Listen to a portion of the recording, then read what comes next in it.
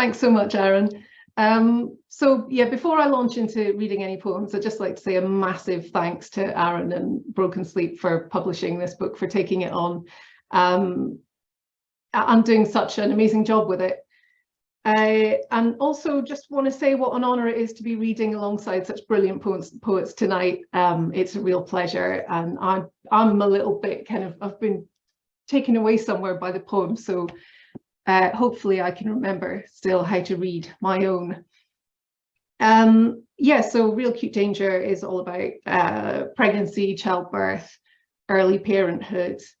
And the first poem I'm going to read is called The Developing Soul. So when I was pregnant, I had an app on my phone, and one of the things that it did was, for any given week of your pregnancy, it would tell you how big the fetus was, and it would compare it to a fruit, obviously.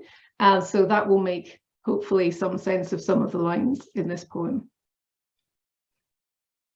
The Developing Soul. Studies show that eating too many nuts is bad for the baby. Studies show that not eating enough nuts is bad for the baby. Your baby is now the size of a lentil. Always sleep on your left-hand side to increase the flow of good dreams to the baby. Always sleep facing an open window. Never start a vendetta with a fox. Your baby is now the size of a conker. Avoid negativity. War, climate change, and all man-made and natural disasters are bad for the baby. But be compassionate. An indifferent existence is bad for the baby. Your baby is now the size of a kumquat. Do not take paracetamol unless the impact on the baby of your personal suffering is likely to be worse for the baby than the baby having a moderately raised likelihood of developing asthma. Negative emotions affect the baby. Don't let your pain lead to negativity. Your baby is now the size of a clown's fist. Wonder is everywhere. Let it seep into you. This is good for the baby.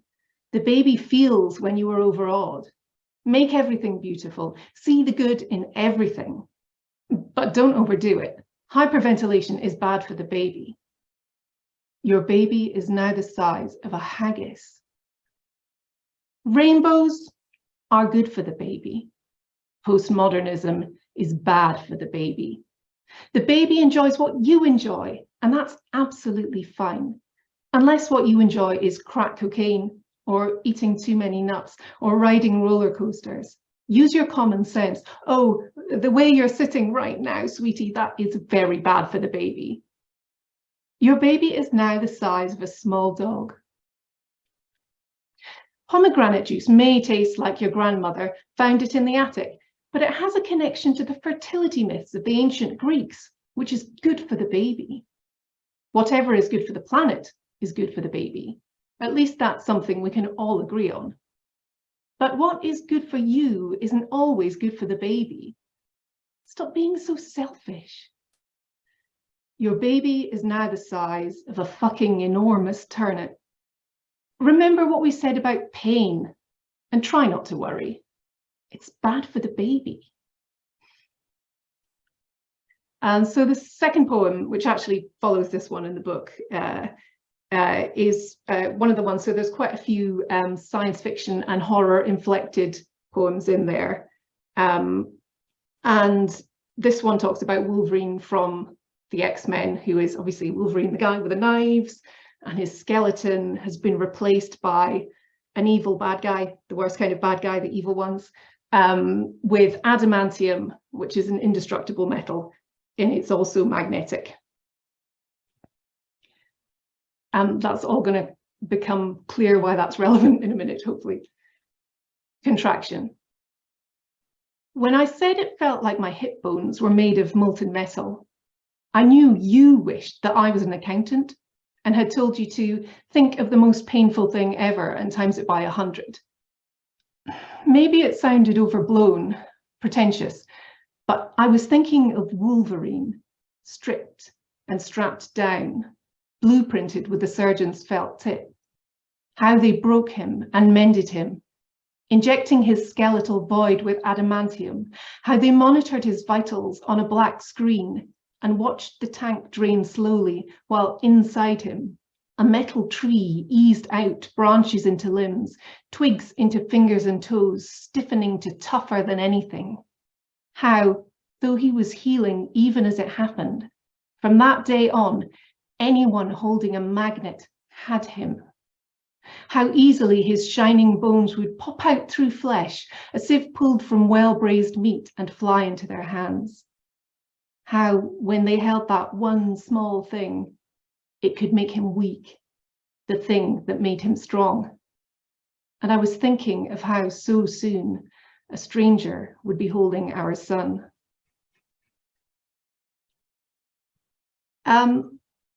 Anyone who's heard me read from this book before may have heard those. I don't think anyone will have heard this next one. It is, so for anyone who won't want to relive the experience of a C-section, you might want to not listen to this. I need to credit one of my old colleagues, Rachel Bruce, who told me years before I had a C-section that it was a bit like someone doing the dishes in your tummy. The other thing to say about this one is that it's what I've been calling a nested sonnet.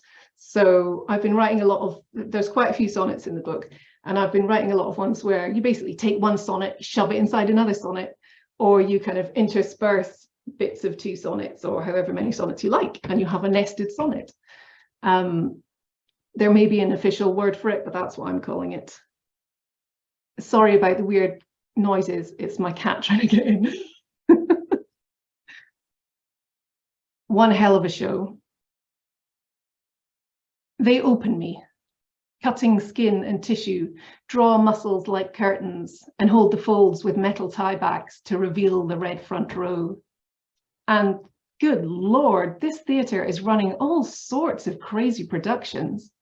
There's the one where the woman under the knife laughs with the nurses, even though she can see her own blood spurting up onto the surgeon's gown.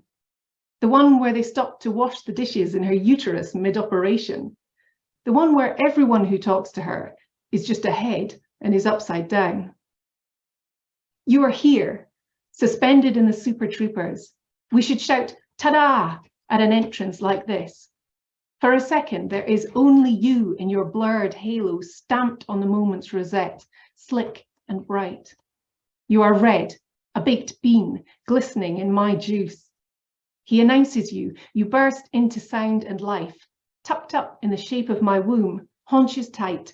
You're a lion cub, scruff-clamped, a tiny bloody Simba, enraged at the circle of life, at the baboon who's holding you up, at your rude extraction.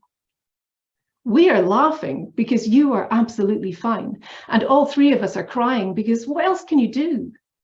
Everything fizzes, and while that may be the morphine, you are here, and I want you back now. I need you back. When the curtains close, the show goes on regardless, only it's the one where she wears the child for all time at her shoulder, where he blooms like a fresh bullet hole, a mark that shows the villain where to stick his thumb. The one where she is just an animal, nursing her cub, nursing her wounds. The one where they drop the surgical screen and she cries out, oh, because her body lies knees splayed like a frog that's been run over, though her brain still believes her legs are laid out straight before her. It's very, I mean, like, obviously having a C-section is quite a brutal experience, and it's odd that one of the things that should have stayed with me is how unnerving it is to have had someone move your legs when you can't see or feel them. Very strange experience. Okay, I'm just going to read 2 more poems.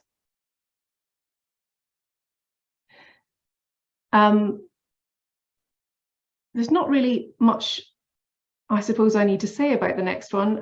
I've found there's a strange sort of melancholy about the process of children growing and changing in front of you, and having someone change as rapidly as children do. It gives you this sudden heightened awareness of time passing, and time sort of concertinas in front of you in a way.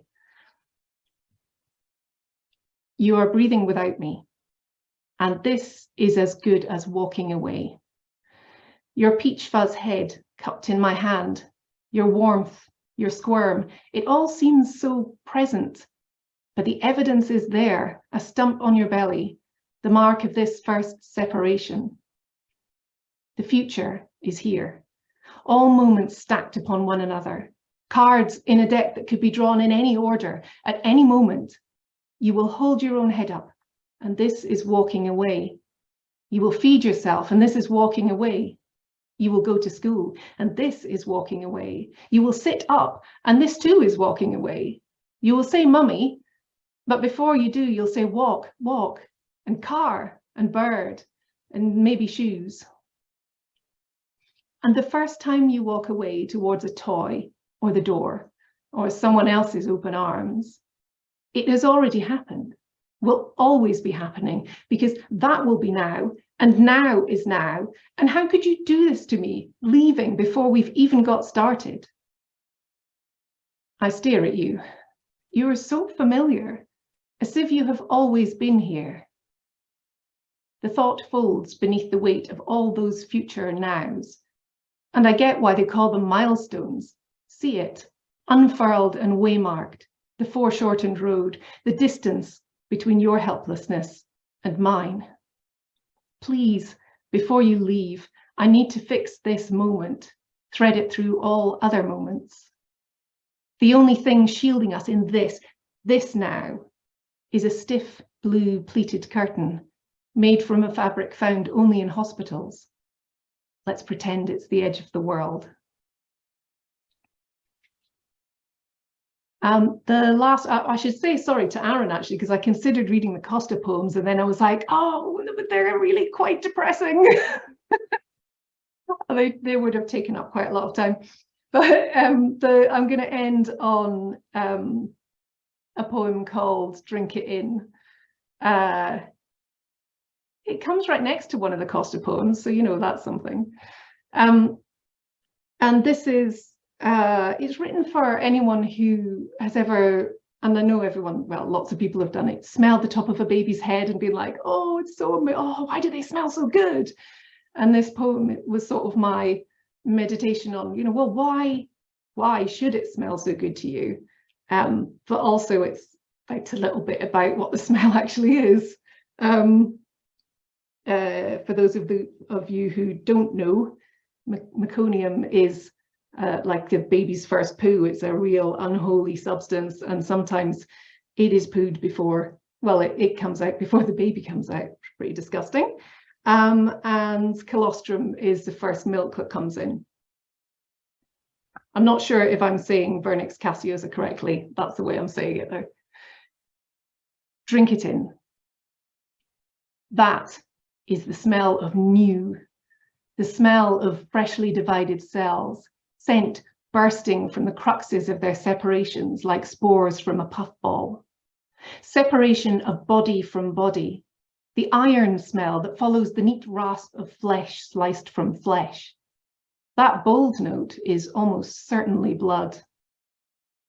It is the not so fresh, but nonetheless compelling tang of meconium, the body's first tarry expulsion, 7 days from its in utero shitting. It is the banana whiff of my colostrum, his first gold-topped tipple, riding high along with particles of sick on his tufty mosaic of a scalp.